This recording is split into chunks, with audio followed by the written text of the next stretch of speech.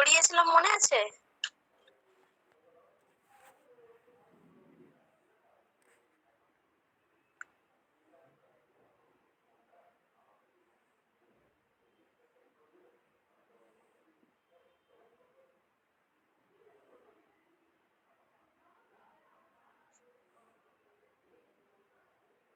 লেখা কিছু বোঝা যাচ্ছে না ঝাপসা আসছে?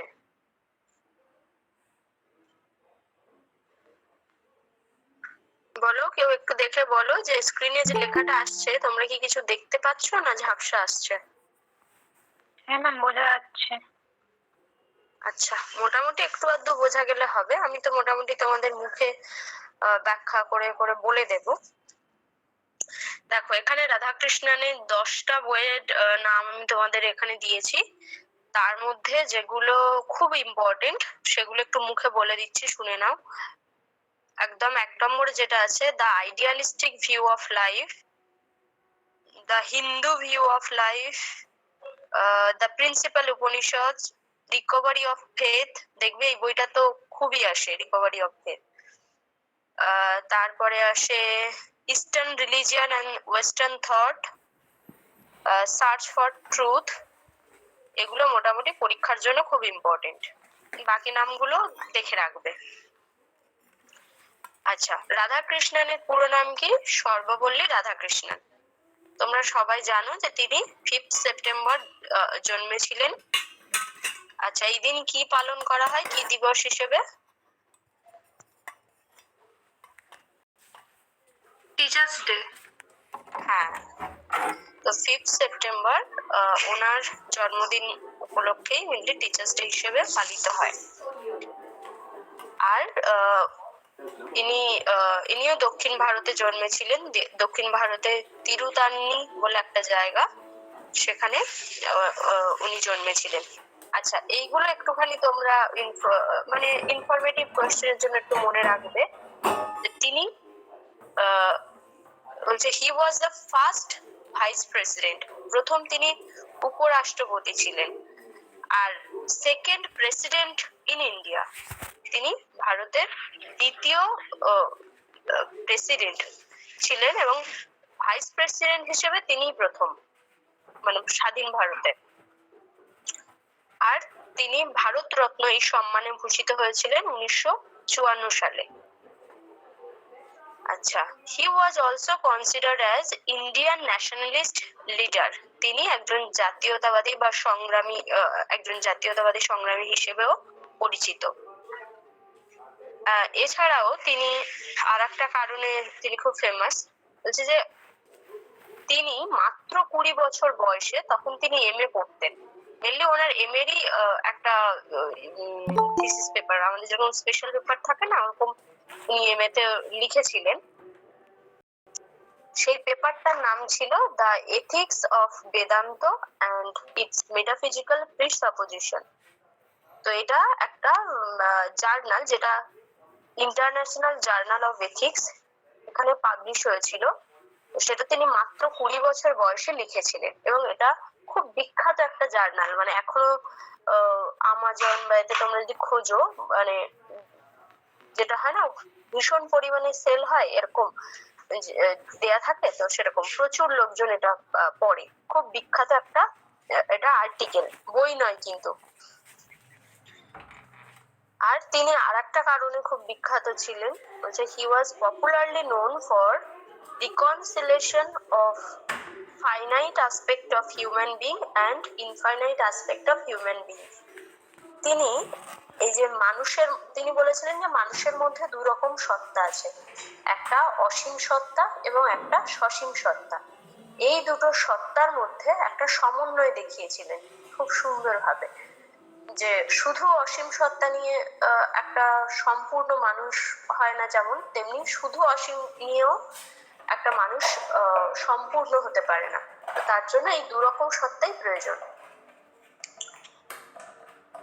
তোমাদের এই জায়গাটা একটুখানি আমি ডিটেলে বলবো, এই যে ফাইনাইট আর ইনফাইনাইট অ্যাসপেক্ট ব্যাপারটা কি বা বলতে কি বোঝাচ্ছেন, এটা তোমাদের একদম মানে ধরো সিলেবাসে যেগুলো সাব টপিক আছে সেখানটাতে দেয়া নেই, কিন্তু এখান থেকে কনসেপচুয়াল কোয়েশ্চেন আসতেই পারে, যেহেতু তিনি এই জন্যও খুব বিখ্যাত যে এই ফাইনাইট এবং ইনফাইনাইট সত্তার একটা সমন্বয় তিনি দেখিয়েছিলেন।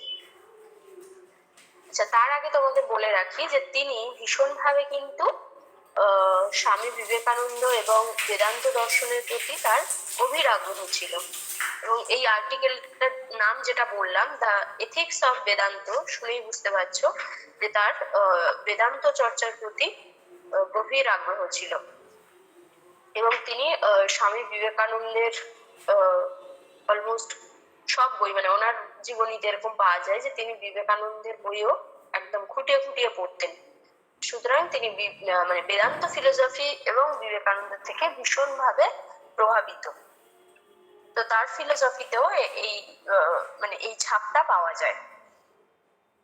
আচ্ছা, তোমাদেরকে আমি একটুখানি বলবো যে in finite aspect of man বলতে তিনি কি বোঝাচ্ছে। বাংলায় মানে এই কথাটার বাংলা করলে এটা পাওয়া যায় যে মানুষের সসীম প্রকৃতি। সসীম মানে কি? যেটা লিমিটেড, ঠিক অসীমের উল্টো কথা সসীম। আচ্ছা, সসীম বলতে বোঝাচ্ছেন যে যেটা মানুষের দৈহিক স্তর, যেখানে এরকম ভাবে বলতে পারি যে মানুষের সসীম প্রকৃতি হলো দৈহিক জগৎ, শারীরবৃত্তীয় ক্রিয়ার জগৎ, মানে একদম আমাদের যে ব্যবহারিক জগৎ, ব্যবহারিক জগতে বা আমাদের পারিপার্শ্বিক পরিবেশে আমরা যেভাবে অ্যাজ এ হিউম্যান বিং যেভাবে বেঁচে আছি, সেই জগৎটাকে বলা হচ্ছে সসীম প্রকৃতির জগৎ। তো তোমাদের যদি এইটা আমি আরেকটু গুছিয়ে বলে এইভাবে বলতে পারি, মানুষের দৈহিক দিককে রাধাকৃষ্ণন সসীম বলেছেন এবং মানুষ রূপটিকে তিনি অসীম আখ্যা দিয়েছেন। মানব প্রকৃতির বর্ণনা করতে গিয়ে রাধাকৃষ্ণনের যেটা বললেন মানুষের দৈহিক জগৎ বা শারীরবৃত্তীয় জগৎকে তিনি সসীম বলছেন, মানে যেটা লিমিটেড বললাম। ম্যাম, তাহলে কি মানসিক দিকটাকে অসীম বলছেন না আত্মার যে দিকটা সেটাকে অসীম বলছেন? হ্যাঁ, দুটোই করবে, আমি দুটো মানে ডিটেলসে বলছি। আচ্ছা, আমি আগে অসীমটা বলে নিই, তারপরে অসীমটাও ডিটেলে বলবো। ঠিক আছে ম্যাম। তো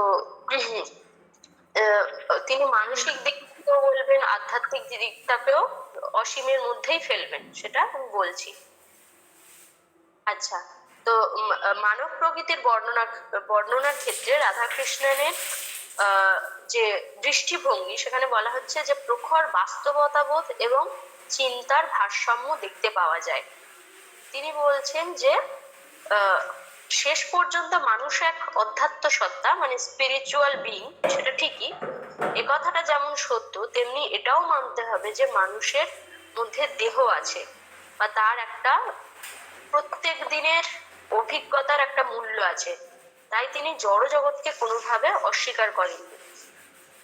কি বলতে চাইলাম, যে তিনি এটা বলছেন, দেখো ভারতীয় যে ট্র্যাডিশন, সেখানে বলা হয় যে, সেখানে দেখবে আমরা ভারতীয় দর্শনে কি পাই না, অধ্যাত্মবাদকে খুব সেখানে গ্লোরিফাই করা হয়, খুব মহান হিসেবে দেখানো হয় যে মানুষের মধ্যে এই অধ্যাত্মবাদটা থাকতেই হবে। রাধাকৃষ্ণন বলছেন সেটা তো বটেই, অধ্যাত্মবাদ থাকতেই হবে, তার সাথে সাথে একজন যে ব্যক্তি মানুষ, তারও যে একটা শরীর আছে, তার শারীরবৃত্তীয় ক্রিয়া আছে, বা তার এই যে জড়বাদী একটা অভিজ্ঞতা হয়, সেটাকেও অস্বীকার করলে চলবে না। এই দুটো নিয়েই তবে একজন মানুষ পূর্ণ হতে পারে। তাই তিনি জড়বাদী দৃষ্টিভঙ্গিটাও কিন্তু স্বীকার করেছেন।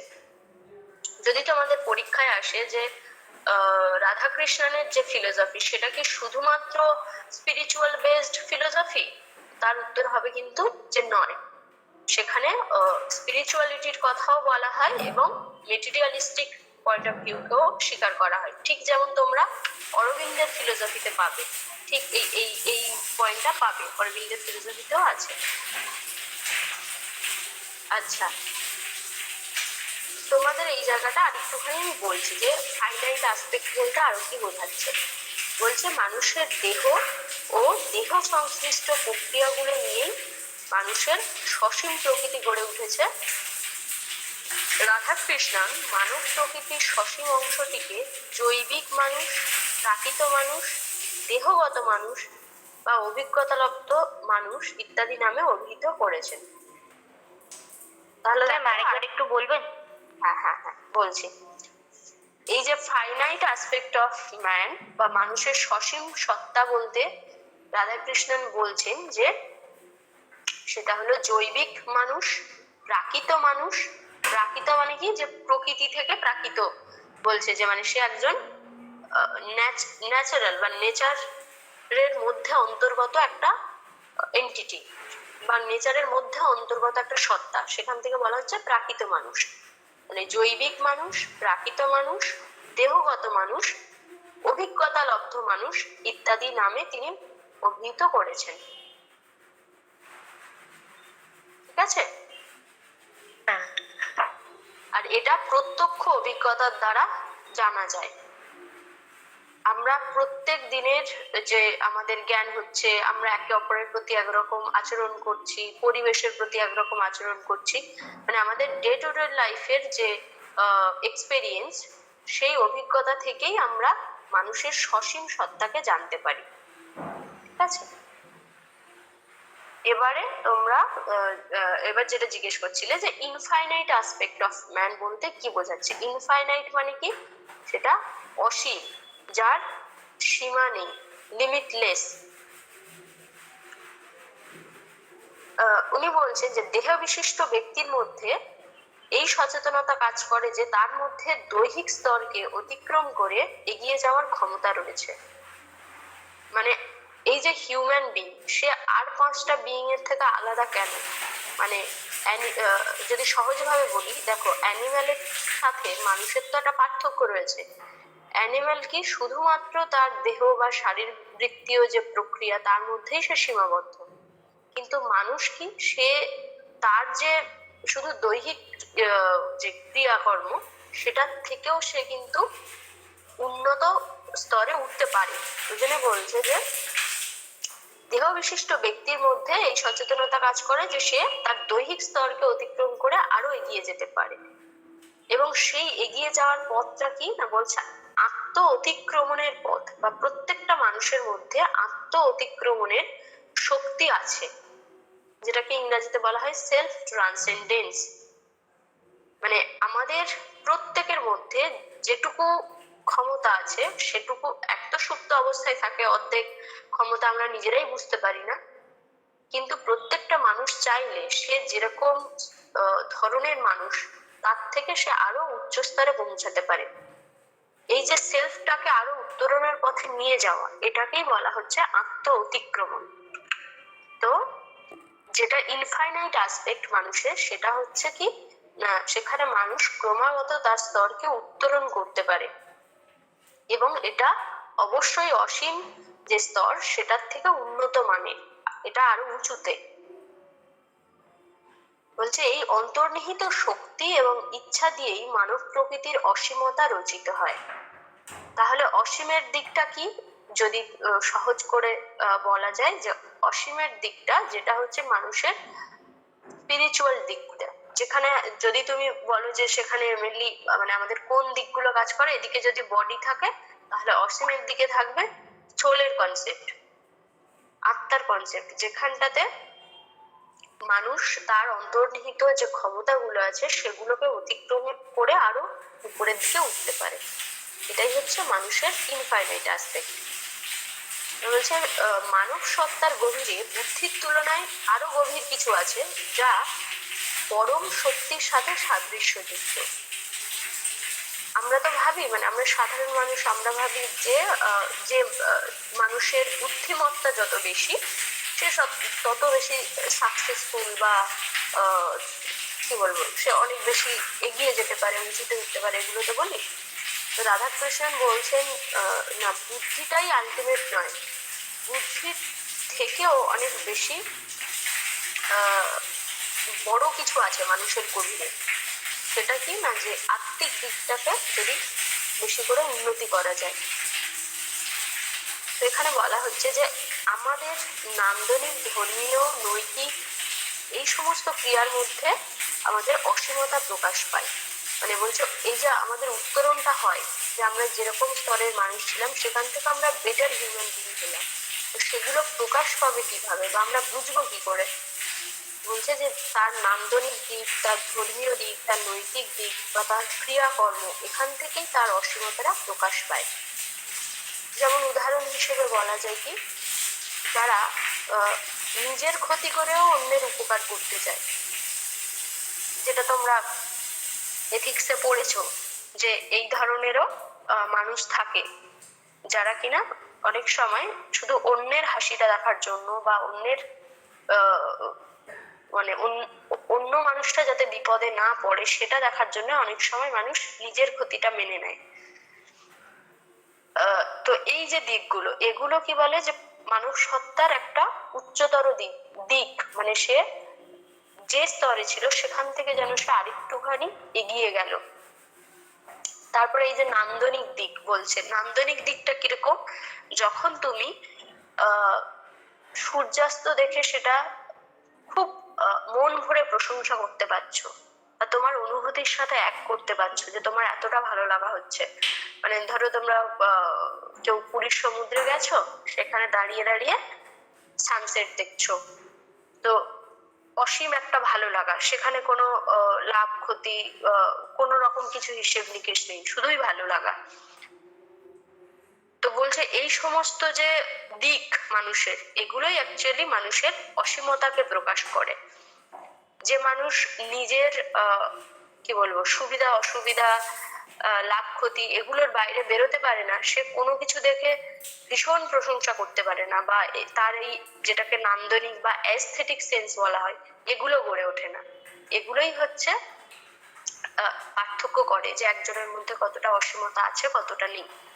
এবং ধর্মীয় দিক থেকেও, ধর্মীয় দিক মানে কিন্তু শুধুমাত্র সে দিনে কতবার পুজো করছে বা কতটা নিয়ম পালন করছে সেই ব্যাপারটা বোঝায় না, সে ট্রু সেন্সে কতটা স্পিরিচুয়াল, মানে বা ধর্মীয় বলতে কি বলতো, তোমাদের আছে রাধাকৃষ্ণনের মতে, মানে শেষে আমি তোমাদের পড়াবো ইউনিভার্সাল রিলিজিয়নের কনসেপ্ট, যে ধর্মের যে মূল এসেন্স সেটা বুঝে সে কতটা তার জীবন পরিচালনা করছে, সেখান থেকেও তার এই অসীমতার দিকটা প্রকাশ পায়।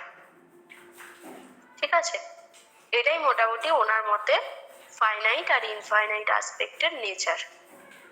তারপরে এটা বলা যায় শেষে যে রাধাকৃষ্ণন দৈহিক এবং মানসিক সত্তার মধ্যে বিরোধ দেখাননি।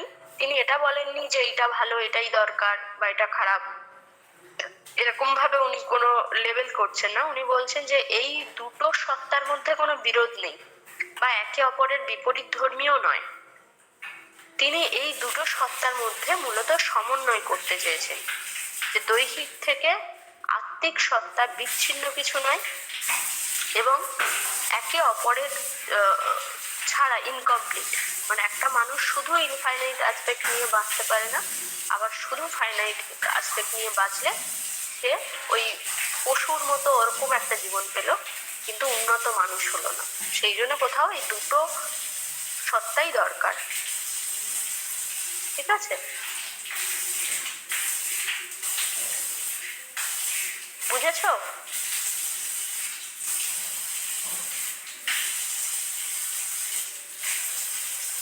কারণ আওয়াজ অসীমটা আরেকবার বলে নে। কোনটা আরেকবার বলবো বলো? ওই বললেন না, মানে অসীমের যে মানে বৈশিষ্ট্যগুলো বললেন, এই নান্দনিক ধর্মীয় এগুলো বুঝতে পেরেছি, তার আগে যেগুলো বললেন। আচ্ছা, অসীমের মানে অসীম বা ইনফাইনাইট অ্যাসপেক্টের বৈশিষ্ট্য এখানটাতে বলতে গিয়ে বললাম যে এটা মেনলি মানুষের আত্মিক দিকের গল্প, বা যেখানে মানুষের সোলটা নিয়ে আলোচনা হচ্ছে সেই দিকটা। যখন বলা হয় যে মানুষের মধ্যে দৈহিক স্তরকে অতিক্রম করে এগিয়ে যাওয়ার একটা ক্ষমতা রয়েছে এবং সেই ক্ষমতাটাকে বলা হয় আত্ম অতিক্রমণের পথ। যখন আমরা একটা মানুষ হিসেবে ধরো জন্মালাম, তো আমাদের কিছু বোধ শক্তি নিয়ে সেই স্তর থেকে যখন আস্তে আস্তে আমরা আরো এক ধাপ করে উত্তরণ করতে পারি আমাদের সত্তাটাকে, সেই বিষয়টাকে বলা হচ্ছে যে ইনফাইনাইট বা অসীমের দিক। এবং উনি বলছেন যে প্রত্যেকটা সত্তার মধ্যে নিজেকে অতিক্রম করে যাওয়ার এই ক্ষমতাটা রয়েছে। তারপরে তো এইটা আলোচনা করলাম যে যেভাবে প্রকাশ পায় যে আমরা একটা অসীম বিং, যেরকম মানুষের নান্দনিক দিক থেকে, ধর্মীয় দিক থেকে, নৈতিক দিক থেকে বা তার প্রত্যেক দিনের ব্যবহারের দিক থেকে প্রকাশ পায় যে তার মধ্যে অসীমতা রয়েছে। ঠিক আছে, বুঝতে পেরেছো? হ্যাঁ ম্যাম, ঠিক আছে।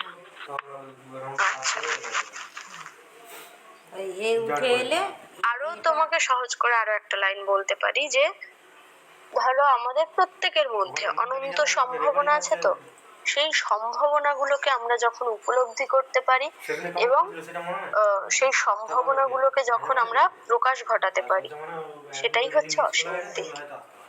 যেরকম বিবেকানন্দ বলেছেন যে মানে বিবর্তনের দিকে, আবর্তন থেকে বিবর্তনের দিকে কিছু একটা আছে। হ্যাঁ বলো, শুনতে পেলাম না, কথা কেটে যাচ্ছে। বিবর্তনের দিক এরকম আছে না, বিবর্তনের দিক। বিবর্তনের দিক না, সেরকম কিছু আমি আপাতত বললাম না। সেটা তুমি কি ওই অরবিন্দের ওই জায়গাটা থেকে বলছো? হ্যাঁ মানে হ্যাঁ, ওই জায়গাটা তো এরকম ভাবেই মানে বর্ণনা থাকে, সেই জন্য গুলিয়ে যায়। হ্যাঁ, এটা হচ্ছে কি যেটা বললেন মানে অসীম দিকটা, সেটা মানে ওই দৈহিক জগতের মানে দৈহিক জগৎ থেকে সেটা আমরা এক উত্তরণের দিকে যাওয়া হচ্ছে, সেটাই ওই অরবিন্দের জায়গাতে বিবর্তনের হিসাবে মানে বর্ণনা করা আছে। অ্যাসেন্ট থেকে ডিসেন্টের দিকে যাওয়া যায়। তোমাদের আসলে অরবিন্দের ফিলোসফির সাথে অনেক সিমিলারিটি মনে হচ্ছে, তো মানে সত্যি সিমিলারিটি আছে এবং একদমই তোমরা ঠিক ধরেছো। অরবিন্দ কিন্তু ঠিক এইভাবেই উনিও ব্যাখ্যা করবেন যে যখন আমরা মেটেরিয়াল লাইফ আস্তে আস্তে ভাইটাল লাইফে যাচ্ছি, তারপরে সুপার মাইন্ড, ওভার মাইন্ড, মানে এইভাবে যে হচ্ছে, যেটাকে একটাকে ইনভলিউশন, একটাকে ইভলিউশন বলা হচ্ছে, এটাই বলতে। তো একদমই ঠিক বলছো। এনার ফিলোসফিতেও কিন্তু এইরকম একটা দিক আছে যে আমাদের প্রথমে একটা দৈহিক স্তর বা সেখানকার ক্রিয়াকর্ম আছে, সেখান থেকে আস্তে আস্তে যখন আমাদের অন্তর্নিহিত ওই শক্তিগুলোকে প্রকাশ ঘটিয়ে আরো উচ্চতর সত্তায় পৌঁছাচ্ছে, সেটা হচ্ছে অসীমের দিক। সেই জায়গায় মিল আছে। এখানটা দেখবে তোমরা কন্টেম্পোরারি ইন্ডিয়ান ফিলোসফার পড়তে গিয়ে তোমরা কিন্তু বহু জায়গায় মিল পাবে। মানে দেখবে অরবিন্দের সাথে রাধাকৃষ্ণনের মিলছে অনেক জায়গায়, এর সাথে বিবেকানন্দের জায়গায় মিল থাকবে, মানে সেটাই হবে। আলটিমেটলি এরা প্রত্যেকেই কি বলছেন যে তোমার উত্তরণের দিক, তোমার যে সত্তা, সেটা থেকে তুমি যেন আরো বেটার হিউম্যান বিং হয়ে উঠতে পারো এবং আলটিমেটলি যাতে তুমি মুক্তি পাও, সেটা মানে ফিলোসফি করছেন সবাই। তো এটাই ঠিকই বুঝেছো। আচ্ছা, আত্মার জায়গাটা নিয়ে যে মানে মানে বর্ণনা করা যায়, সেই জায়গাগুলো তো কিছু কিছু জায়গায় একই আছে। হ্যাঁ হ্যাঁ হ্যাঁ হ্যাঁ, কিছু কিছু জায়গায় মিল পাবো, আবার কিছু কিছু জায়গায় মানে অমিল বলবো না, এক একজন ভাবে ব্যাখ্যা করবেন এরকম। হ্যাঁ, তবে এদের যে বেসিক ফিলোসফি মানে যেটা আলটিমেটলি সবাই বলতে চাইছেন, সেটা কিন্তু একই। ওই মানে উত্তরণের জায়গাটা বলছেন। হ্যাঁ, এবারে এক একজন এক এক ভাবে সেটাকে ব্যাখ্যা করবেন, কিন্তু বেসিক জায়গাটা একই। এবারে দেখো, আমি তোমাদেরকে বলবো যেটা এপিস্টেমোলজির পার্ট। এপিস্টেমোলজিতে কি করা হয় বলো একজন কেউ, ইন জেনারেল, মানে আমি রাধাকৃষ্ণনের এপিস্টেমোলজি জানতে চাইছি না, যে এপিস্টেমোলজি ফিলোসফির তো অনেকগুলো ব্রাঞ্চ আছে, যেমন ধরো মেটাফিজিক্স, এপিস্টেমোলজি, অন্টোলজি, এরকম তো সব আছে। তো এপিস্টেমোলজিতে মেনলি কি করা হয়? জ্ঞান সংক্রান্ত আলোচনা, জ্ঞানের উৎস কি, তার পরিধি কি, এই সমস্ত বিষয় নিয়ে আলোচনা। একদম। তাহলে দেখো এখানটাতে রাধাকৃষ্ণনের এই এপিস্টেমোলজি আলোচনা করতে গেলে তাহলে কি কি দেখবো, যে উনি বলছেন যে জ্ঞানের উৎস কি, কিভাবে সেই জ্ঞান থেকে আমরা মানে আমাদের জ্ঞান কিভাবে হয় বা সেটা কোন কাজে লাগে, এই বিষয়গুলোই মেনলি আমরা এখানে আলোচনা করব। এই পার্টটা তোমাদের পরীক্ষার জন্য খুব খুব ইম্পর্টেন্ট, মানে প্রত্যেক বছরই প্রায় এখান থেকে অন্তত একটা কোয়েশ্চেন আসে। According to him there are 3 possible sources of knowledge. তার মধ্যে জ্ঞানের উৎস সেটাকে 3 ভাগে ভাগ করা যায়, বা 3টে বলবো জ্ঞানের 3টে উৎস এরকম বলা যায়। সেই উৎস 3টে কি কি? প্রথম হলো সেন্স এক্সপেরিয়েন্স, দ্বিতীয় হলো ইন্টেলেকচুয়াল কগনিশন, 3 নম্বর হলো ইনটুইটিভ অ্যাপ্রিহেনশন। তোমরা প্রত্যেকে আশা করি এই 3টে নাম শুনেছো বা কিছু কিছু আইডিয়া আছে প্রত্যেকের। কেউ বলতে পারবে এই সেন্স এক্সপেরিয়েন্সের মধ্যে মানে মাধ্যমে জ্ঞান হওয়া বলতে কি বোঝায়?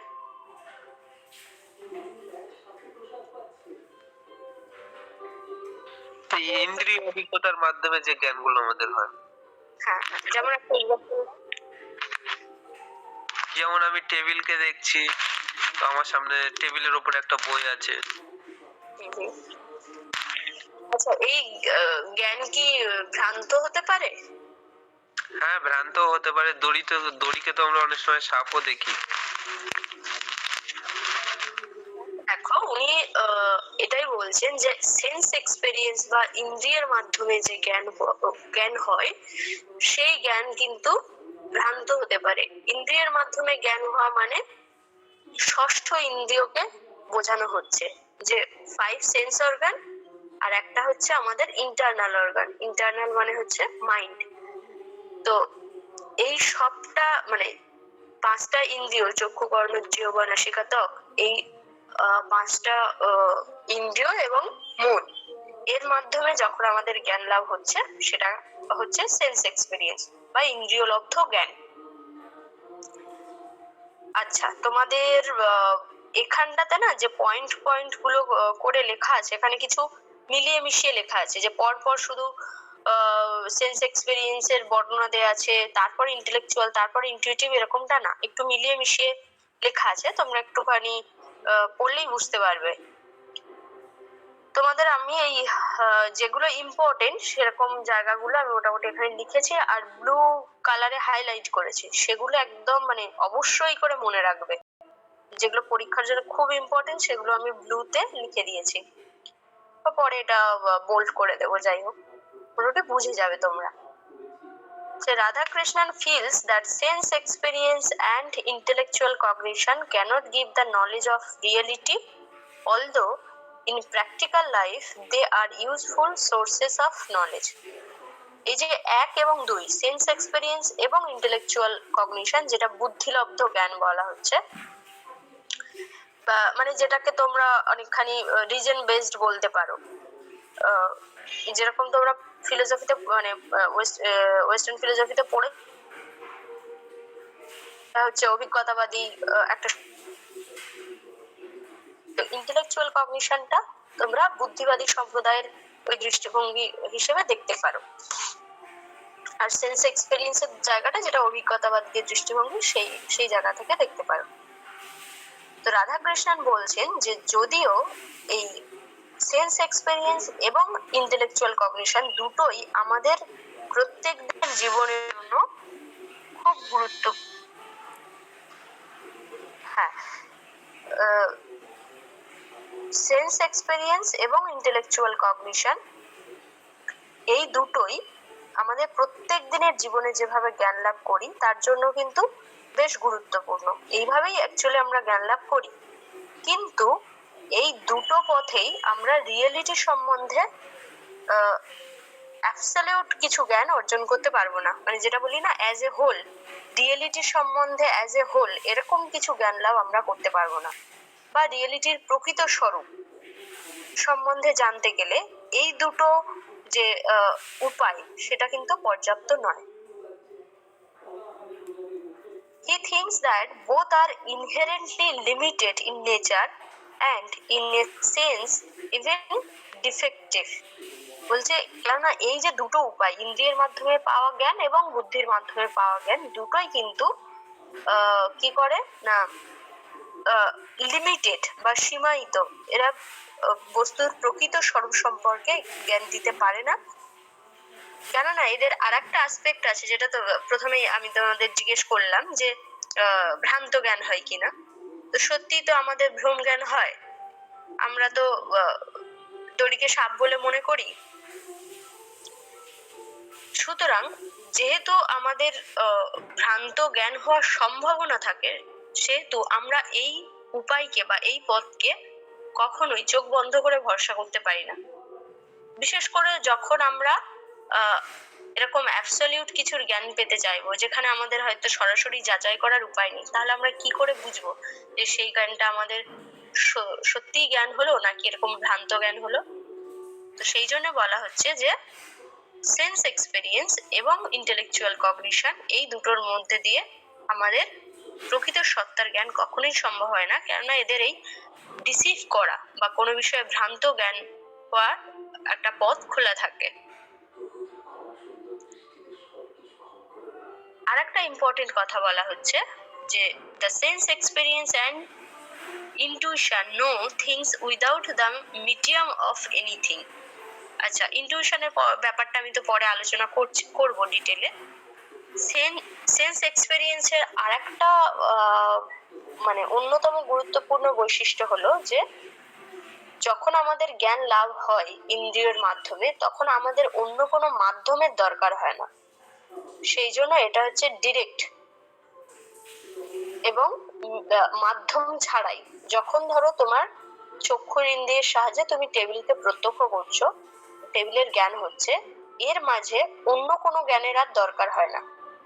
তোমার যদি ওই মনোসংযোগ থাকে, মানে যেটা চক্ষুর ইন্দ্রিয়ের সাথে জ্ঞান হওয়ার যে যে শর্তগুলো থাকে, যে যেমন আলো থাকতে হবে, সত্যি বস্তুটা ওখানে থাকতে হবে, তোমার চোখের কোনো প্রবলেম থাকবে না, মানে এই যে শর্তগুলো পূরণ হলে তোমার যে টেবিলের জ্ঞানটা হলো, সেখানে বলা হচ্ছে যে আর কোনো অন্য কোনো জ্ঞানের বা অন্য কোনো মাধ্যমের দরকার হয় না, সরাসরি জ্ঞান হয়। সেই জন্য এটা ইমিডিয়েট বা তৎক্ষণাৎ বলা যায় এবং উইদাউট এনি মিডিয়াম। তাহলে সেন্স এক্সপেরিয়েন্সের আর একটা বৈশিষ্ট্য বললাম কি, যে মাধ্যম ছাড়া ইন্দ্রিয়ের মাধ্যমে আমরা জ্ঞান লাভ করতে পারি। আচ্ছা, through the sense only external features of the object আর নোন। সেন্সের মাধ্যমে বা সেন্স অর্গানের মাধ্যমে শুধুমাত্র আমরা একটা বস্তুর এক্সটার্নাল ফিচার সম্বন্ধে জানতে পারি। এটাও বলা হচ্ছে, মানে তোমাদের এই যে পয়েন্ট করে করে যেগুলো বলেছি, সেগুলো এই তিনটে কগনিশনের বৈশিষ্ট্য, এটাই আলোচনা করা হয়েছে। আচ্ছা, এরপরে বলা হচ্ছে the sensory impression do not touch the core of the object, they are too superficial to be able to give us an idea of reality, hence sense are not always reliable। বলা হচ্ছে এই যে sensory impression বা ইন্দ্রিয় অভিজ্ঞতা লব্ধ জ্ঞান, এটা সবসময় বস্তুর উপরের সুপারফিশিয়াল বা উপরের লেভেলের জ্ঞানটা দেয়। তাই জন্য আমরা বস্তুটার প্রকৃত স্বরূপ সম্বন্ধে জানতে পারি না, এবং যেহেতু এটা কখনো কখনো আমাদের ভ্রান্ত জ্ঞান দেয়, তাই এর উপর আমরা রিলায়েবল হতে পারি না বা ভরসা করতে পারি না। ওই যেমন এর পরের পয়েন্টে দেখো, এখানে এক্সপ্লেন করা হয়েছে যেমন কিনা ইলিউশন এবং hallucination occur quite naturally without even letting us suspect that we are being deluded। যে আমরা মানে ওই অবস্থাটা কেটে গেলে বুঝতে পারি যে এটা আমাদের ইলিউশন ছিল বা হ্যালুসিনেশন ছিল, কিন্তু পার্টিকুলার সেই মুহূর্তে তো আমরা এটা বুঝতে পারি না। সেই জন্য বলছে এইভাবে কিন্তু আমাদের সেন্স অর্গান ডিসিভ করে। আচ্ছা, তোমরা কেউ একজন কি বলতে পারবে, মানে যে কেউ বললে হবে যে ইলিউশন এবং হ্যালুসিনেশনের মধ্যে পার্থক্য কি?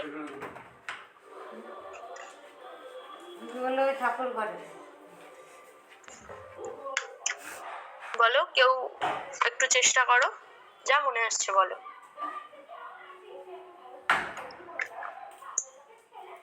ম্যাম ইলুশন মানে হচ্ছে ভ্রান্ত প্রত্যক্ষ, আর হ্যালুসিনেশন মানে হচ্ছে যেখানে যে জিনিসটা নেই অথচ কোনো জিনিস দেখা, মানে যেমন সূর্যের আলোর দিকে অনেকক্ষণ তাকিয়ে থাকলে একটা মানে সাদা সাদা লাগে দেওয়ালে হট করে তাকালে, সেই রকম জিনিসটা আর কি।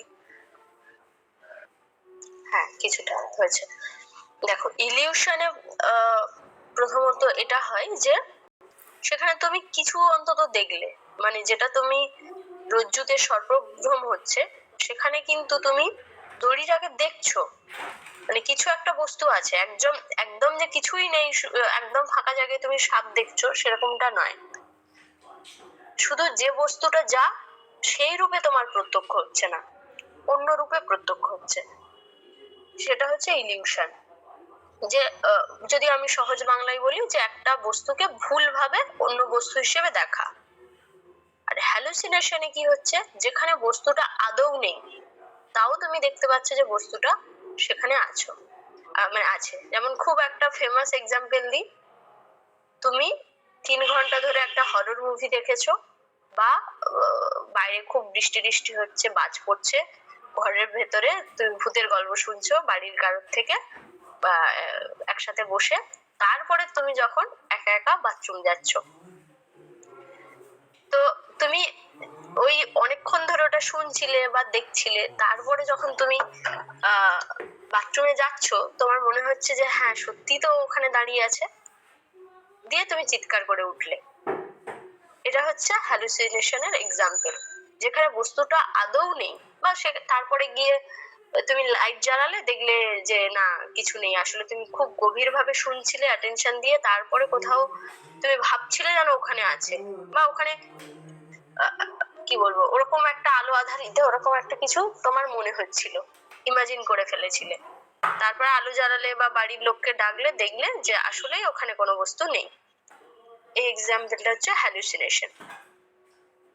তো কি হয়, উনি বলছেন যে এই সেন্স এক্সপেরিয়েন্সের কে যদি আমরা রিলাই করি, বা সেটাকেই যদি একমাত্র জ্ঞানের উৎস হিসেবে ভাবি, তাহলে এই বিষয়গুলোকে কিন্তু আমরা পার্থক্য করতে পারবো না, মানে আমাদের তার মধ্যে ইলিউশন আসবে, হ্যালুসিনেশন আসবে।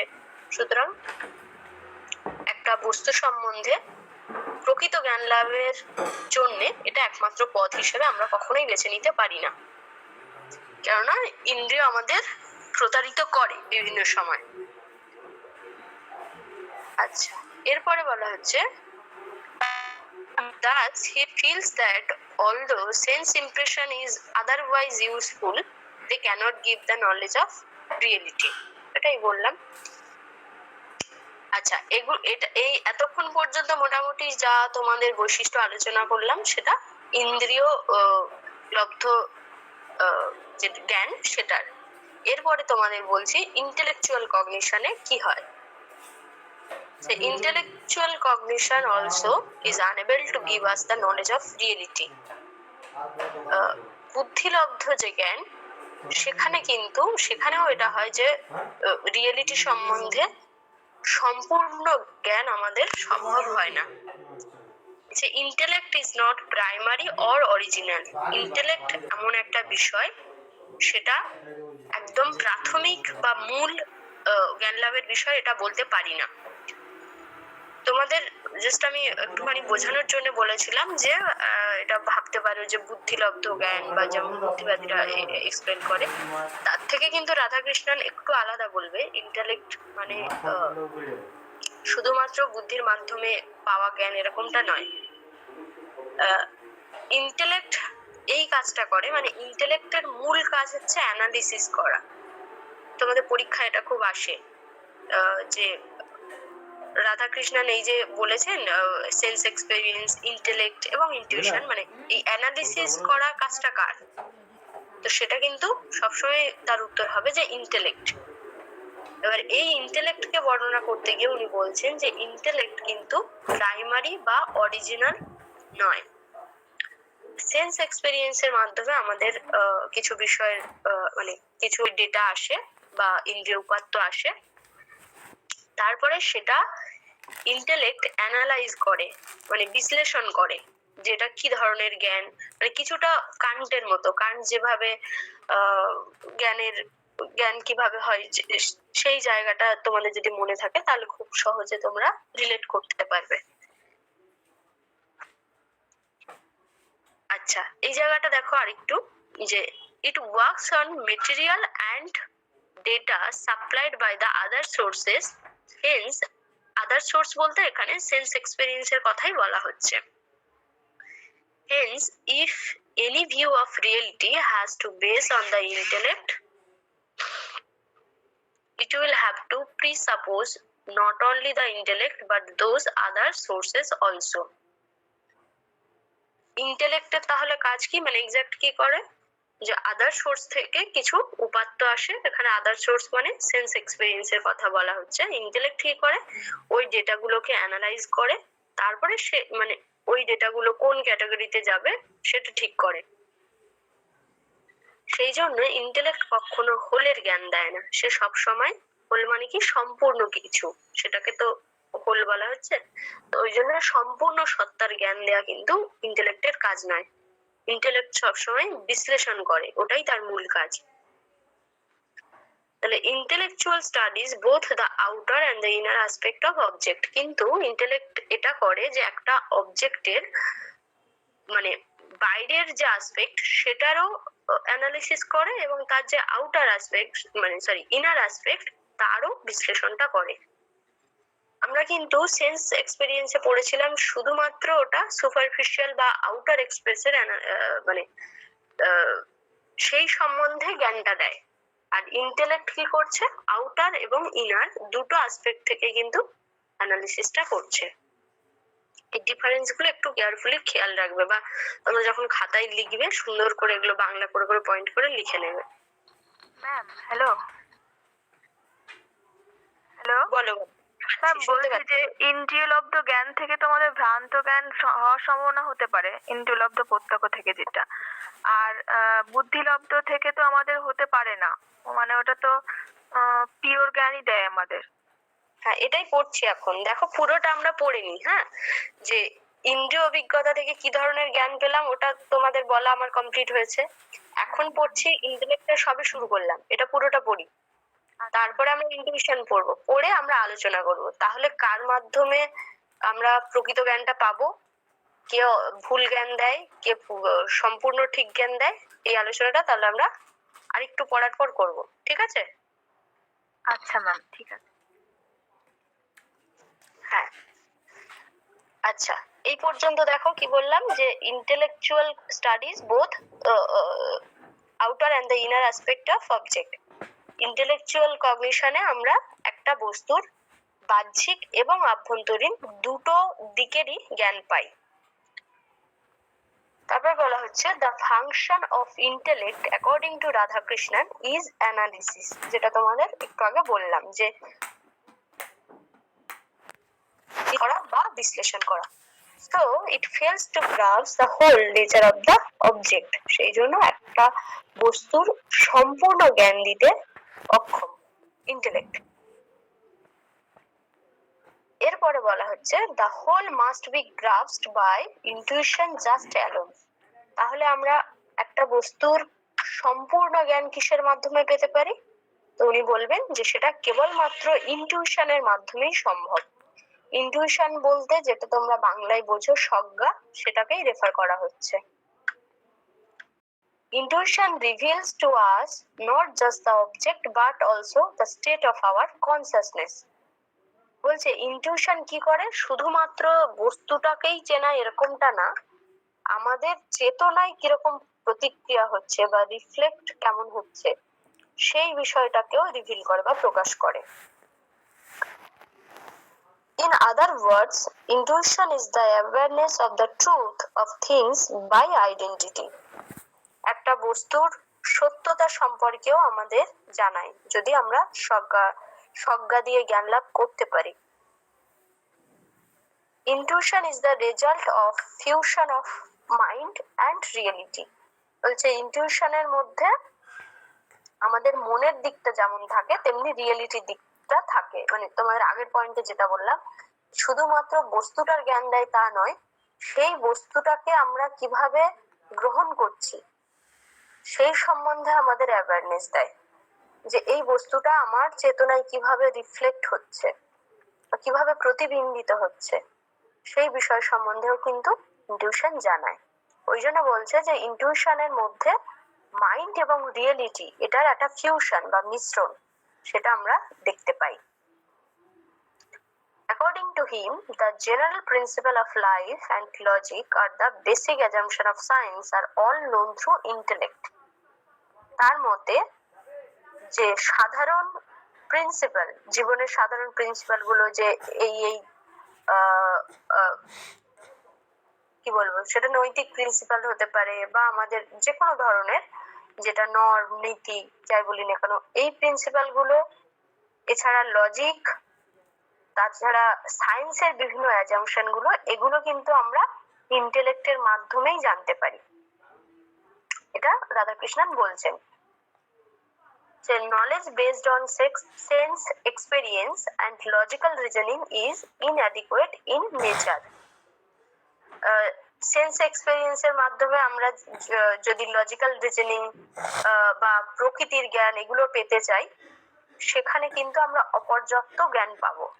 অ্যাকচুয়ালি এই লজিক্যাল রিজনিং বা সায়েন্সের জ্ঞান এগুলো অনেক বেশি ইন্টেলেক্টের বিষয় আর কি, ইন্টেলেকচুয়াল কগনিশনের বিষয়।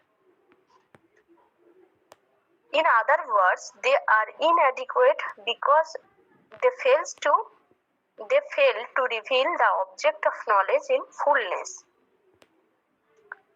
আচ্ছা, ইনঅ্যাডিকুয়েট এই জন্যই বলছে যে এই জ্ঞানগুলো আমরা পাই না সেন্স এক্সপেরিয়েন্সে, এই জন্যই মানে লজিকের জ্ঞান বা নেচারের জ্ঞান বা সায়েন্সের অ্যাজাম্পশন এগুলোর জ্ঞান আমরা সেন্স এক্সপেরিয়েন্সে পাই না, এই কারণে যে যেহেতু আমাদের বস্তুটার ওই উপর উপর জ্ঞান দেয় তো সেন্স এক্সপেরিয়েন্স, সেই জন্য আমরা ফুল বা হোল এগুলো সম্বন্ধে জানতে পারি না। আচ্ছা, the knowledge of reality is alone possible via intuition. তিনি বলছেন যে রিয়েলিটি সম্বন্ধে অ্যাকচুয়ালি পর্যাপ্ত বা সম্পূর্ণ জ্ঞান পেতে শুধুমাত্র আমাদের ইনটিউশনের উপরেই নির্ভর করতে হবে বা ইনটিউশনের দ্বারাই পসিবল।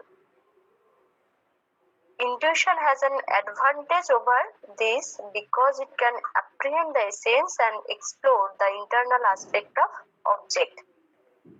দেখো, তোমাদের সেন্স এক্সপেরিয়েন্স সম্বন্ধে বলতে গিয়ে বলেছিলাম যে ও শুধু উপরের জ্ঞান দেয় বা আউটার অ্যাসপেক্টের জ্ঞান দেয়, আর ইনটিউশন কি করে না ইন্টারনাল অ্যাসপেক্ট সম্বন্ধে ও এক্সপ্লোর করে, মানে সেটাকে আরো ভালো করে ব্যাখ্যা করে বা বর্ণনা করে।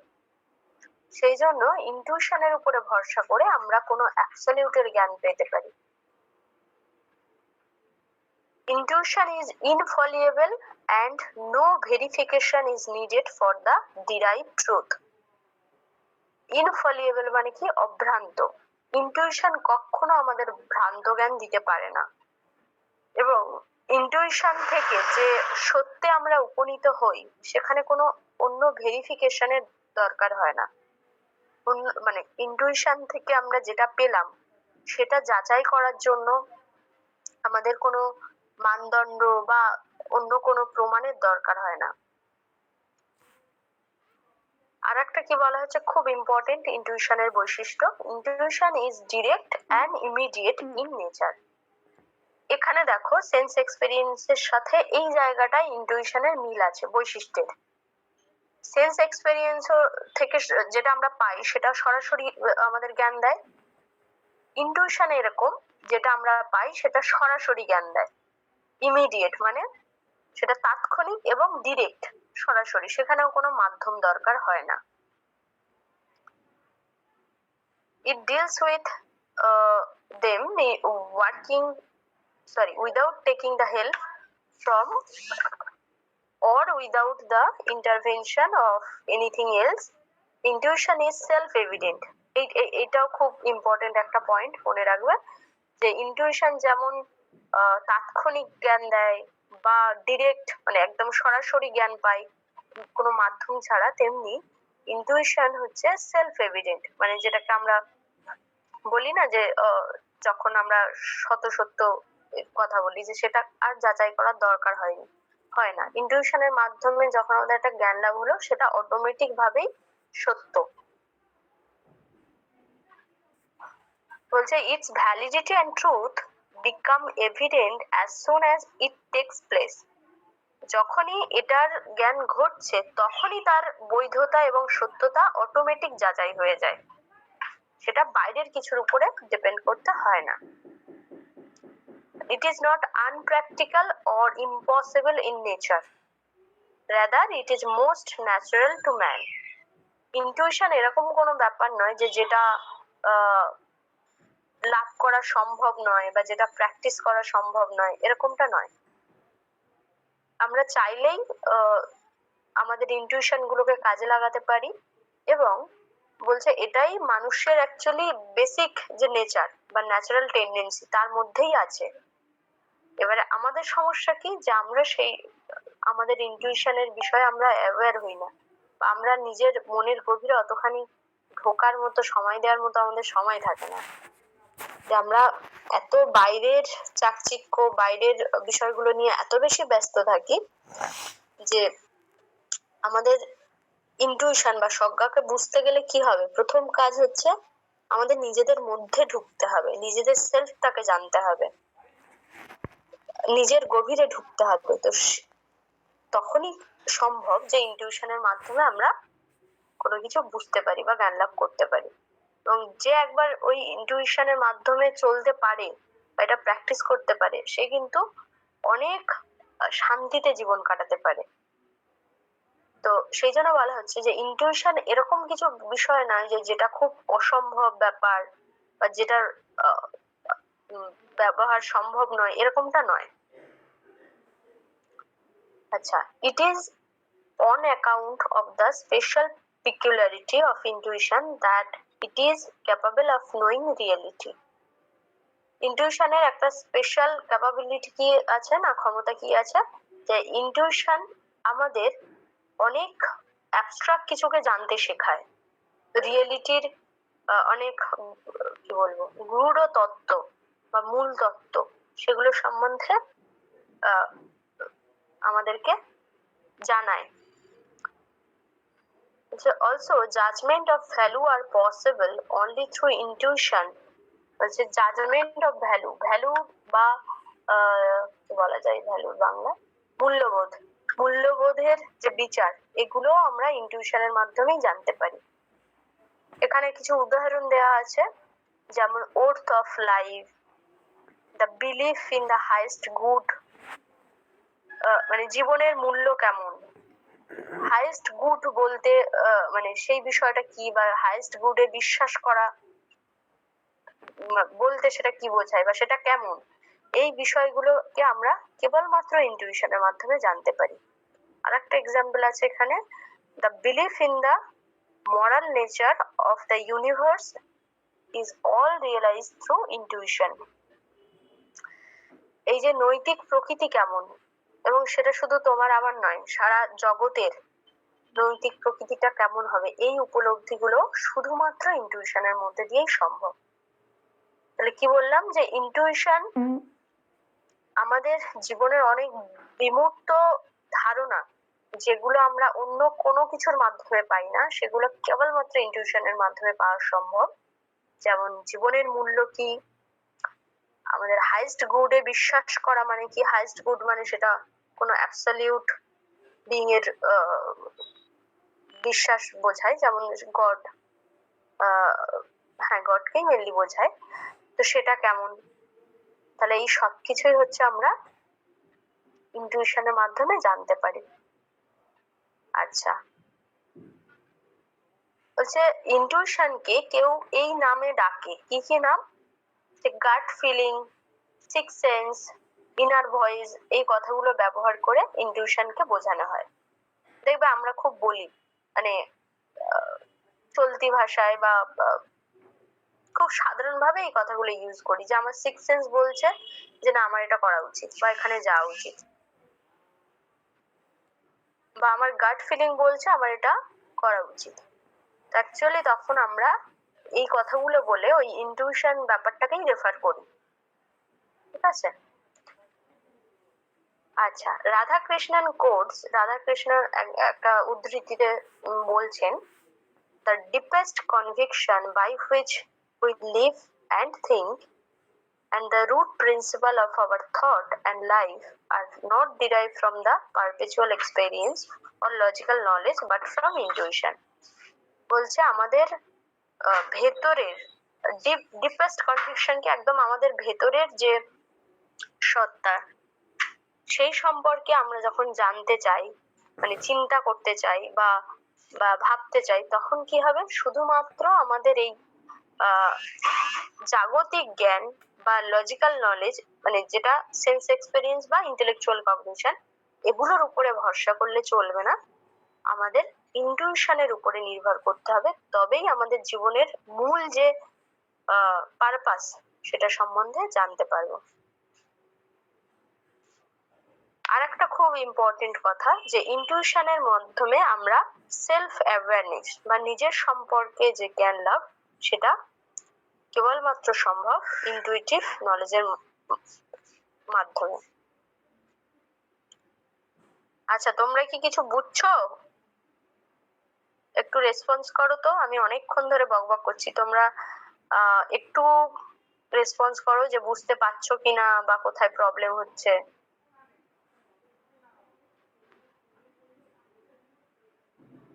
না ম্যাম, ঠিক আছে। ঠিক আছে, আচ্ছা, বেশ। হ্যাঁ, এখানে আর একটা পয়েন্ট আছে, যে রাধাকৃষ্ণন একটা জায়গায়, মানে ইনটিউশনের ব্যাপারে কান্টের সাথে একমত। A similarity can be drawn between Radhakrishnan view of intuition and the way the concept of intuition is defined by the Immanuel Kant. এবারে কান্টের সাথে দেখো ইনটিউশনের ব্যাপারে উনি কোথায় একমত। কান্ট এটা বলেছিলেন যে ইন আওয়ার ইমিডিয়েট অ্যাওয়ারনেস, মানে একদম তৎক্ষণাৎ যে চেতনাটা আমাদের হয় বা সরাসরি যে চেতনাটা হয়, in ourselves we have an intuition not mediated by thought of will as the ultimate fact of reality. রিয়েলিটির আলটিমেট ফ্যাক্ট, এই বিষয়টাকে আমরা যখন জানতে চাই বা ধরতে চাই, তখন কিন্তু সেটা আমাদের ওই থট অফ উইল বা কগনিশন বা ইন্টেলেকচুয়াল কগনিশন, এগুলোর মাধ্যমে হয় না, তখন একদম সরাসরি ইনটিউশনের মাধ্যমে আমাদের ইমিডিয়েট অ্যাওয়ারনেসটা হয় এবং কোনো মাধ্যম ছাড়াই সেটাকে আমরা জানতে পারি। আচ্ছা, এই মোটামুটি তিনটে যে উপায়, মানে জ্ঞান লাভের উপায়, এই আলোচনাটা মোটামুটি এই পর্যন্ত। তো এখানটাতে আচ্ছা, তোমাদের আর একটা ছোট্ট পয়েন্ট আছে, যে ইউনিভার্সাল রিলিজিয়ান সম্বন্ধে রাধাকৃষ্ণ কি বলছে, এইটা আমি একটুখানি ছোট করে বলে দিই, এটা খুবই ছোট, দিয়ে তোমাদেরকে এই আলোচনাটা একটুখানি করব, যেটা কেউ একজন বলছিল যে সেন্স এক্সপেরিয়েন্স, ইন্টেলেক্ট এবং ইনটিউশন এরা কিভাবে কাজ করছে, বা ইন্টেলেক্টের মাধ্যমে আমরা পূর্ণ জ্ঞান পাচ্ছি কিনা। আচ্ছা, এইটা একটু বলে দিই তোমাদের তার আগে ছোট্ট করে। দেখো, রাধাকৃষ্ণন ইউনিভার্সাল রিলিজিয়ানের কথা বলেছেন। এবারে ইউনিভার্সাল রিলিজিয়ান বলতে উনি কি বোঝাচ্ছেন?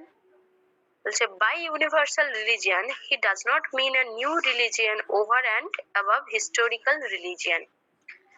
যে তার কাছে ইউনিভার্সাল রিলিজিয়ান মানে এমন নয় যে নতুন কোনো একটা ধর্মের কথা তিনি বলছেন। তিনি অ্যাকচুয়ালি এই হিস্টোরিক্যাল রিলিজিয়ানকে বাদ দেওয়ার কথা বলছেন না, যে এটা বাদ দিয়ে নতুন কোনো রিলিজিয়ানকে তিনি ইন্ট্রোডিউস করছেন ইউনিভার্সাল রিলিজিয়ান হিসেবে, তেমনটা কিন্তু নয়। যে he did not want to dispense with historical religion and create new one, যেটা তোমাদের বললাম, যে তিনি এটা চাননি যে হিস্টোরিক্যাল রিলিজিয়ান মানে কি বলতো, যে যে রিলিজিয়ান গুলো ট্র্যাডিশনাল রিলিজিয়ান, যেটা এতদিন ধরে চলে আসছে, হিন্দুইজম, খ্রিস্টানিজম, মুসলিমিজম, জৈনিজম, এই সবগুলোই হচ্ছে হিস্টোরিক্যাল রিলিজিয়ান। এগুলোকে উচ্ছেদ করে নতুন কিছু তৈরি করার কথা উনি বলছেন না একদমই। তিনি কি বলছেন? He wanted that historical religions should be understood through universal religion by grasping the essence of religion or the religion of the spirit. উনি বলছেন এই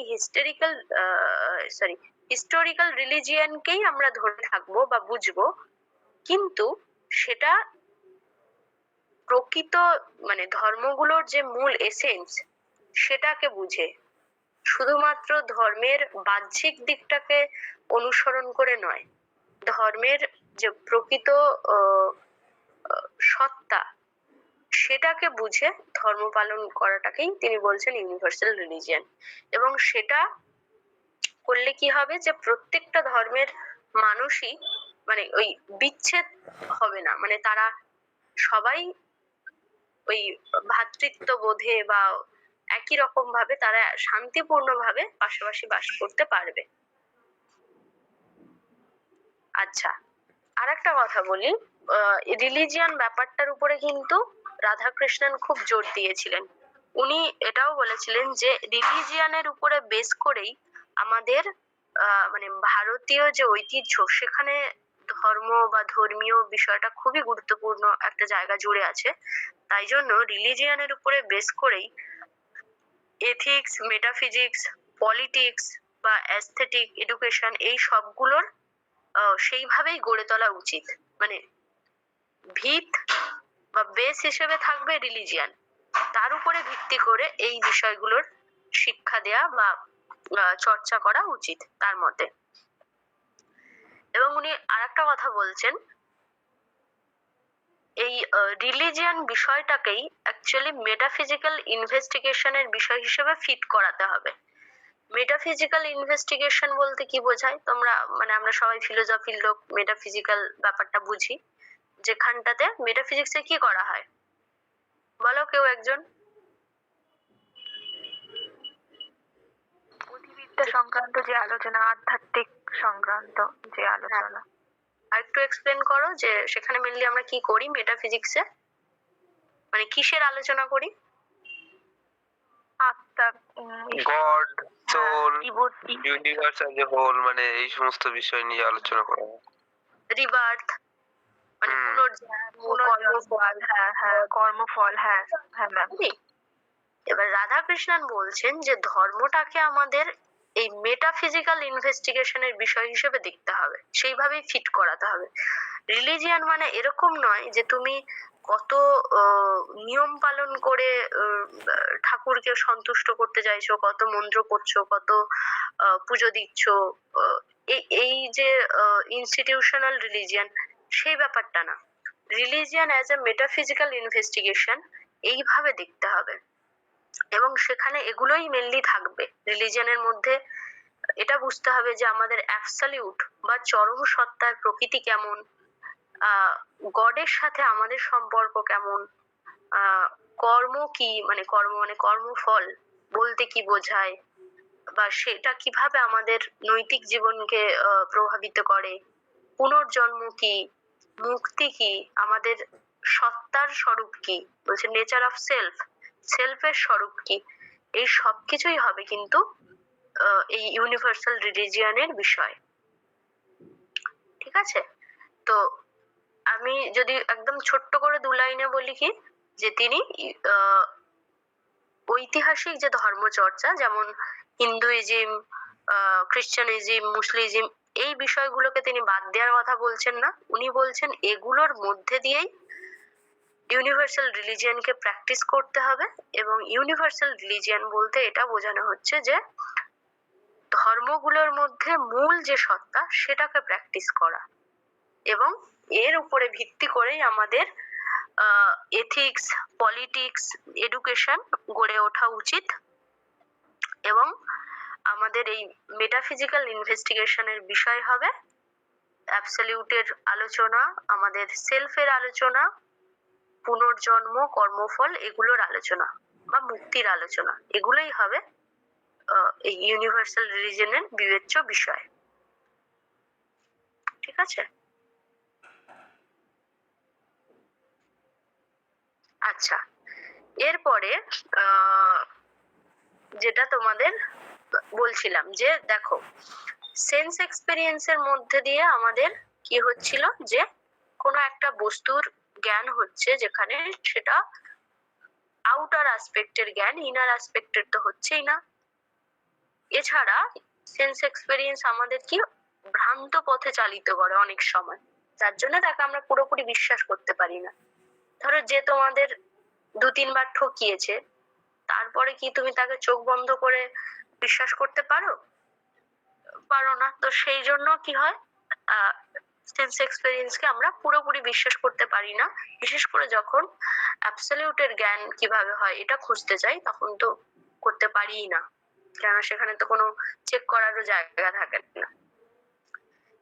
এবারে ইন্টেলেক্টে কি হচ্ছে, ইন্টেলেক্টে প্রথমত ইন্টেলেক্টের একটা ইম্পর্টেন্ট পয়েন্ট হচ্ছে, ইন্টেলেক্টের মাধ্যমে একা জ্ঞান হওয়া সম্ভব না। মানে তার আগে সবসময় তোমার সেন্স এক্সপেরিয়েন্স থাকবে কোনো না কোনো ভাবে। আগে ইন্দ্রিয় অভিজ্ঞতা থেকে কিছু ডেটা বা উপাত্ত আসবে, তারপরে ইন্টেলেক্ট সেটাকে অ্যানালিসিস করে একরকম জায়গায় আসবে, এবং সেখানে হোলের জ্ঞান হবে না, সম্পূর্ণের জ্ঞান হবে না। তো তোমরা এক কথায় বলতে পারো ইন্টেলেক্টের সঙ্গে কিন্তু সবসময় সেন্স এক্সপেরিয়েন্স জড়িত আছে, অ্যাকর্ডিং টু রাধাকৃষ্ণন। মানে সবার ফিলোসফিতে যেন এটা লাগিও না। রাধাকৃষ্ণন যেভাবে ব্যাখ্যা করছেন যে ইন্টেলেক্টের আগে কিন্তু সেন্স এক্সপেরিয়েন্স থাকছে, সেই জন্য ইন্টেলেকচুয়াল কগনিশন একা কোনো বিষয়ের জ্ঞান দিতে পারে না। তো এখান থেকে আমরা মেনলি ম্যাথামেটিক্স, লজিক, সায়েন্সের অ্যাজাম্পশন সেগুলোর জ্ঞান পাচ্ছি। আর ইনটুইশনে কি পাচ্ছি, সেখানে যেহেতু আমাদের ইনার এবং আউটার দুটো দিক থেকেই জ্ঞান লাভ সম্ভব, এবং সেটা যেহেতু সম্পূর্ণের জ্ঞান দেয়, সেই জন্য আমরা সেখানে রিয়েলিটির জ্ঞান পাই, অ্যাবসলিউটের জ্ঞান পাই, মানে যেটা আমরা এই মেটাফিজিক্যাল এন্টিটি সম্বন্ধে কথা বলছিলাম সেই জ্ঞানগুলো হয়। এবং এমন নয় যে বাহ্যিক জগতের জ্ঞান হয় না, সেটাও কিন্তু হয়। আর আরেকটা খুব ইম্পর্টেন্ট কথা, যে ইন্টেলেক্টের মাধ্যমে এই তিনটে যে বিষয়, তিনটে যে জ্ঞান লাভের উৎস, এমন নয় যে তিনটে সম্পূর্ণ বিচ্ছিন্ন কিছু। এমন অনেক জ্ঞান হয় যেখানে তিনটেই জড়িত বা একে অপরের সাথে মানে এরকম ইন্টার কানেক্টেড, সেটাও কিন্তু হয়। ঠিক আছে,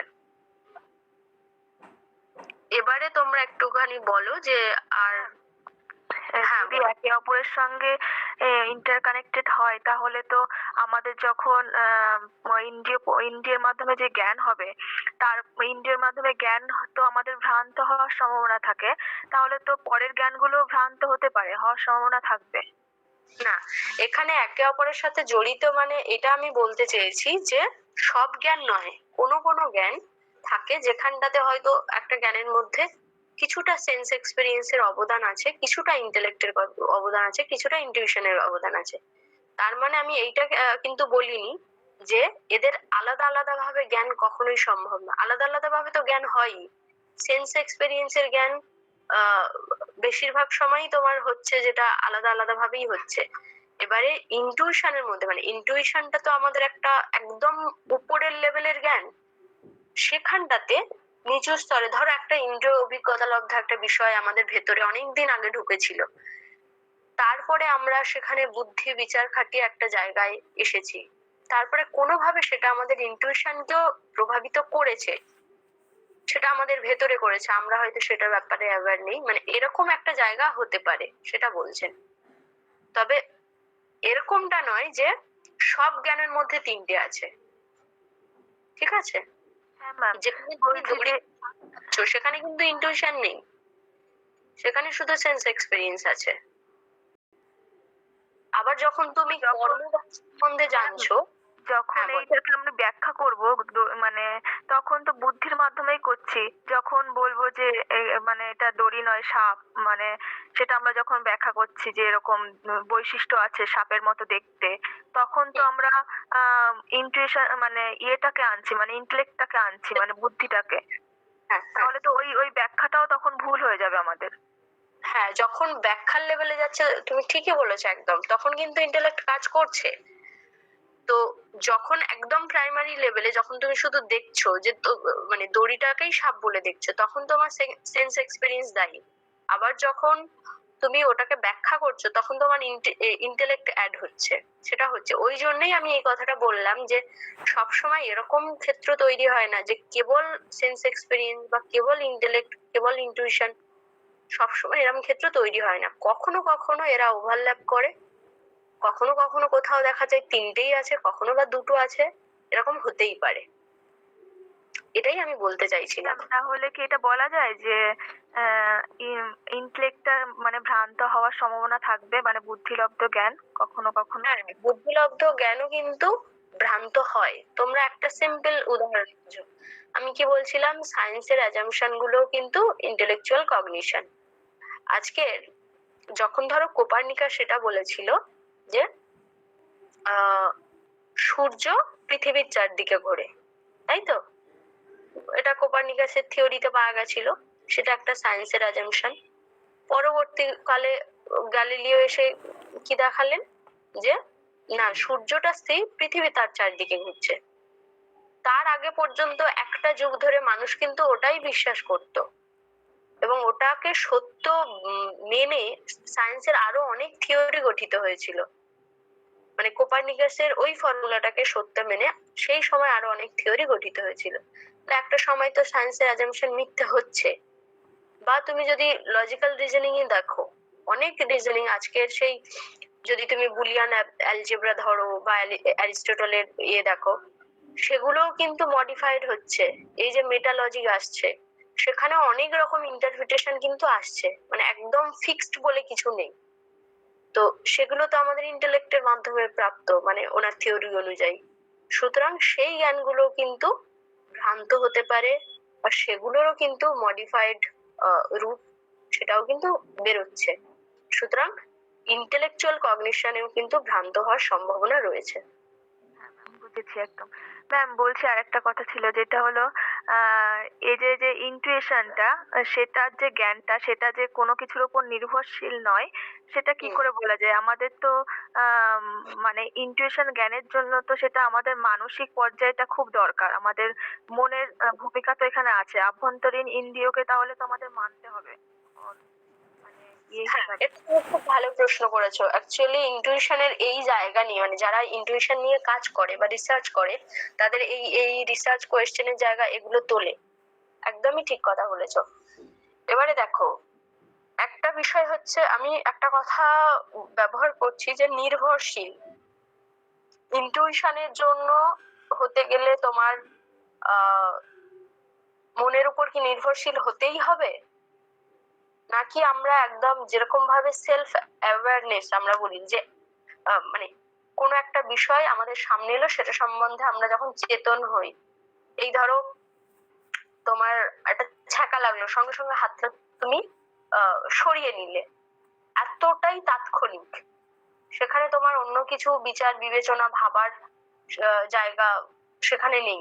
এইরকম বলা হচ্ছে যে যখন ইন্টুইশনকে কেউ প্র্যাকটিস করতে পারে বা ব্যবহার করতে পারে, ততটাই ইমিডিয়েটলি আমরা সেই বিষয় সম্বন্ধে জ্ঞান লাভ করতে পারি বা অ্যাওয়্যার হতে পারি। সেখানে আর কি মেকানিজম কাজ করছে সেটা কিন্তু দেখার প্রয়োজন পড়ে না, বা আমরা বুঝতেও পারি না। প্রয়োজন পড়ে না থেকে আরো ভালো কথা হচ্ছে আমরা বুঝতেই পারি না, মানে বিষয়টা এতটাই তাৎক্ষণিক। যেমন আমি তোমার যে এক্সাম্পলটা দিলাম, যে তোমার হাতের কাছে আগুনটা ধরছে, তুমি ইমিডিয়েটলি হাতটা সরিয়ে নিচ্ছ। তো বলছে আমাদের মনের খুব কাছাকাছি ওরকম কিছু এলে এবং আমরা যদি ইন্টুইশনকে ফলো করে জ্ঞান লাভ করতে থাকি, অতটাই তাৎক্ষণিক এবং অতটাই সরাসরি আমরা জ্ঞানটা লাভ করতে পারি। আর তার থেকেও বড় একটা প্রশ্ন, যে এই যে ফিলোসফির চর্চা বা মাইন্ডের চর্চা বলো, এত মানে এই এই গভীরতাটা আরো দিনের পর দিন মানে আরো বাড়ছে, বা পরের দিকে ব্রেন সায়েন্স আরো বেশি ডেভেলপ করছে, যে এক্স্যাক্টলি আমাদের মাইন্ড বা ব্রেন সে কিভাবে কাজ করে। সেখানে ওই আলোচনা যত বেশি এগোবে তত বেশি আমরা এটা বুঝতে পারবো যে ইন্টুইশনের কাজটা ঠিক কেমন, বা কোন প্রসেসে ইন্টুইশনটা অ্যাকচুয়ালি আমাদের হয়। সেটা ওটা কিন্তু খুব একটা অ্যাবস্ট্রাক্ট বিষয়, ওটা এখনো সেইভাবে কংক্রিটলি কেউ ব্যাখ্যা করতে পারে না যে এক্স্যাক্টলি ইন্টুইশনের প্রসেসটা কিরকম। ইন্টেলেকচুয়ালের প্রসেসটা কিন্তু লোকে বলে দেবে, সেন্স এক্সপিরিয়েন্সের প্রসেসটা কি বলে দেবে, কিন্তু ইনটিউশনের প্রসেসটা ধরা যায় না, কারণ সেটা এতটা বেশি আভ্যন্তরীণ। ঠিক আছে, সেই জন্য এই বিষয়টা বিতর্কের জায়গা। তুমি যেটা বললে, এই প্রশ্নটা অবশ্যই ওঠে, একটা খুব ভ্যালিড কোয়েশ্চেন। কিন্তু আমরা এখন ওই রাধাকৃষ্ণন পড়ছিলাম, তো উনি মোটামুটি বিষয়গুলোকে এইভাবে ব্যাখ্যা করেছেন, যেটা মানসিক ভাবে অসুস্থ মানে পাগল বলা যায়, তার তো ইন্টুইশনের জ্ঞান কখনোই সম্ভব নয়। সে তো একদম অন্য একটা জগতের মধ্যে থাকে সে। হ্যাঁ হ্যাঁ হ্যাঁ, সেটা ঠিক। এবারে মনটা খুব ইম্পর্টেন্ট, মানে মনটা মানসিক ভাবে সুস্থ থাকা খুব দরকার, ইন্টুইশনের জ্ঞানটা দরকার হতে গেলে। সেটা সেটা অবশ্যই ঠিকই, কিন্তু সরাসরি ইনটিউশনটা মনের উপর নির্ভরশীল কিনা এই মেকানিজমটা কিন্তু সেই মানে উনি ওরকম ভাবে ব্যাখ্যা করেননি। নির্ভরশীল কথাটা বলার মানে কি বলতো, মানে একটা জিনিস আমার কাজে লাগে, এটা একটা কথা, আর যখন আমি বলি যে নির্ভরশীল, তার মানে ওটা ছাড়া এটা সম্ভব না। বুঝেছো? এবারে তুমি যেটা এক্সাম্পলটা দিলে, যে যাদের যারা মানসিক ভারসাম্যহীন, তাদের আবার কিভাবে জ্ঞান হয় বা ইনটিউশন কিভাবে কাজ করে, তার হয়তো একটা অন্য ব্যাখ্যা থাকতে পারে, সেটা আমার জানা নেই বা এখানে পড়া নেই। হতে পারে তাদের একটা নিজস্ব প্রসেস আছে, যারা এগুলো নিয়ে চর্চা করে বা এই মেন্টাল ডিসএবিলিটিস নিয়ে কাজ করে, তারা ভালো বলতে পারবে। নিশ্চয়ই তাদের একটা প্রসেস আছে। ঠিক আছে, তবে এটা অবশ্যই একটা বড় বিতর্কের জায়গা, এটা ঠিক। ঠিক আছে, ঠিক আছে। আর কারোর কোনো প্রশ্ন আছে? আর যাদেরকে দেখতে পাচ্ছি, সঙ্গীতা, পম্পা, নিতুশ্রী, হরিদাস, তোমাদেরকে স্ক্রিনে দেখা যাচ্ছে। বলো, তোমরা বুঝেছো পড়া?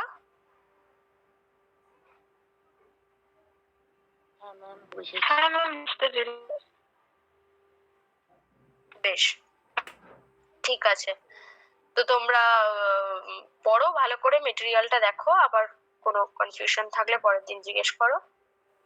তবে একটা জিনিস তোমাদের একটু মাথায় রাখতে হবে, যে যখন তোমরা যাদের ফিলোসফিটা পড়বে, তারা যেভাবে ধরো দেখিয়েছে, প্রথমে সেটা বোঝার চেষ্টা করবে।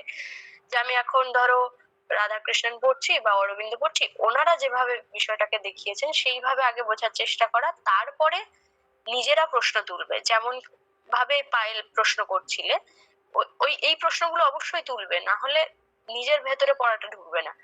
যে উনি তো এরকম বললেন, তার সাথে আমি কতটা একমত হতে পারছি, বা এই জায়গাগুলো তো আমার অসঙ্গত লাগছে, সেটাও করবে। তবে প্রথম ধাপ ওনার মতো করে ওনার বিষয়টাকে বোঝা, পরের ধাপ নিজের বুদ্ধি বিচার খাটিয়ে সেটাকে কতটা অ্যাকসেপ্ট করতে পারছো, কতটা পারছো না। ঠিক আছে, এইভাবে পড়াশোনা করবে, দেখবে খুব ইন্টারেস্টিং লাগবে প্রত্যেকটা সাবজেক্ট।